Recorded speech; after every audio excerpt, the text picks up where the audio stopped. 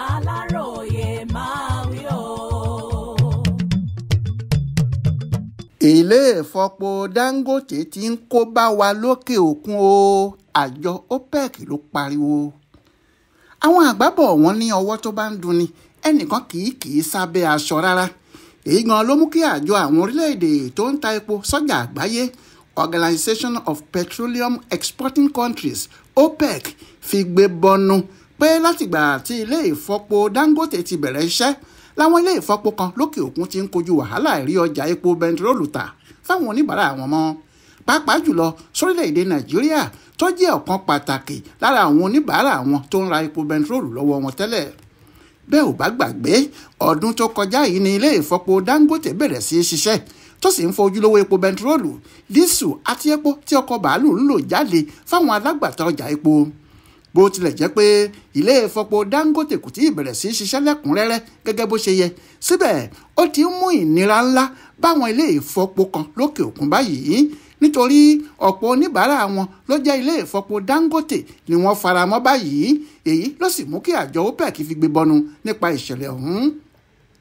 Àtẹ̀jáde kan tí àjọ náà fi síta lọ́jọ́rùú wẹ́sídẹ̀ẹ́ ọjọ́ 15 oṣù kínní ọdún yìí ni wọ́n ti sọ pé àkóbá ńlá gbáà ní ilé ìfọpo Dangote ṣe fáwọn ilé ìfọpo kan lókè òkun nítorí pé ọ̀pọ̀ nínú wọn yẹn àwọn ilé ìfọpo yìí ni wọ́n kò ríbi ta ọjà epo bẹntiróòlù wọn sí mọ́ nígbà tó jẹ́ láti ìlú òyìnbó àti nílẹ̀ adúláwọ̀ ni wọ́n ti ń bá ilé ìfọpo Dangote rajà báyìí.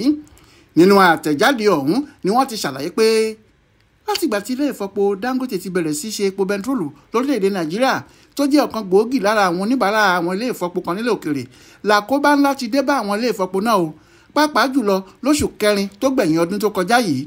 Ọ̀pọ̀ àwọn ilé ìfọpo òkè òkun yìí ni wọn kò ríbi ta epo bẹntiróòlù wọn sí. Orílẹ̀-èdè Nàìjíríà tó jẹ́ ọ̀kan pàtàkì lára àwọn oníbàárà wọn kò wá rajà náà mọ́. Ilé ìfọpo Dangote ní ọ̀pọ̀ alágbàtà epo ti ń rajà wọn báyìí. Ṣá o, ilé ìfọpo kan wà nílùú Amsterdam lórílẹ̀-èdè Holland àti ilé ìfọpo Rotterdam lórílẹ̀-èdè Belgium tí wọn ò tí ì mọ̀ lára. Ọjà epo bẹntiróòlù tí wọ́n sì ń lọ déédéé, ṣùgbọ́n láìpẹ́ yìí àwọn náà á mọ̀ lára nítorí tí orílẹ̀-èdè Nàìjíríà kò ní wá rajà lọ́wọ́ wọn mọ́. Bẹ́ẹ̀ ò bá gbàgbé gbàrà tí ilé-iṣẹ́ Dangote parí ilé ìfọpo rẹ̀ tán láwọn ọ̀jọ̀gbọ́n ti ń sọ pé ilé ìfọpo ọ̀hún tóbi ju àwọn ilé ìfọpo kan lókè òkun lọ. Ilé ìfọpo Dangote yìí lè fọ̀ tó àgbá epo bẹntiróòlù tó 1,600 lójúmọ́ kan, ìyẹn 650,000 barrels. Àgbá epo 246 246,000 barrels ní ilé-iṣẹ́ ìfọpo Shell Pennis tó wà lórílẹ̀‐èdè Netherlands lè fọ̀ lójúmọ́ kan. Àgbá epo 232 338,000 barrels nílé ìfọpo Total Energies tó wà lórílẹ̀‐èdè Belgium lè fọ̀ lójúmọ́. Àgbá epo 1,247 327,000 barrels nílé ìfọpo Olenplug tó wà lórílẹ̀‐èdè Poland lè fọ̀ lójúmọ́, nígbà tí ilé ìfọpo Shellland tó wà lórílẹ̀‐èdè Germany lè fọ̀ àgbá epo 327,000 lójúmọ́ kan. Nínú gbogbo àwọn yìí kò sí èyí tó tóbi tàbí tó lágbára tó ilé ìfọpo Dangote nínú gbogbo wọn.